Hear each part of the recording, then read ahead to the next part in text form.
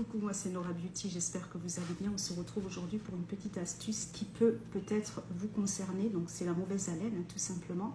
Le nom scientifique c'est la litose et il y a pas mal de gens aujourd'hui qui souffrent justement de cette problématique.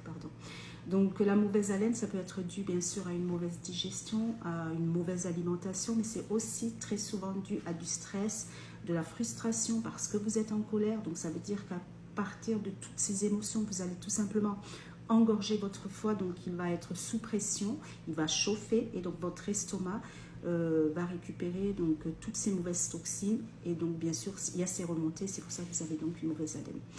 Pour savoir si vous avez une mauvaise haleine, vous allez tout simplement lécher, sentir et vous saurez si vous vous sentez mauvais de la bouche. C'est pas évident de le dire. Alors bien sûr il y a des astuces naturelles, je vais vous les donner, mettez-les en place et puis essayez de relativiser en fonction de vous-même. Premier conseil, une très bonne hygiène dentaire. Je vous invite le matin à prendre une cuillère à soupe d'huile de coco, vous allez mettre dans la bouche, vous la passez de partout, donc pendant 5 minutes, vous crachez ensuite, ça tue les toxines de la nuit, ensuite vous faites votre brossage habituel. Vous avez aussi la possibilité d'utiliser des graines de cardamome, donc c'est ça, après le repas.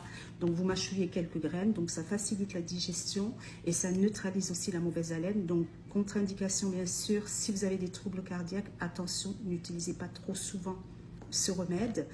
Et si vous avez une hépatite grave, c'est pareil. Sinon, vous avez les graines d'anis, donc c'est super efficace aussi. Ça tue les bactéries qui sont présentes sur la langue. Donc, à mâchouiller après le repas, c'est contre-indiqué pour les femmes enceintes et les enfants de moins de 12 ans. Et puis, déconseillé aussi si vous avez de l'asthme, pardon.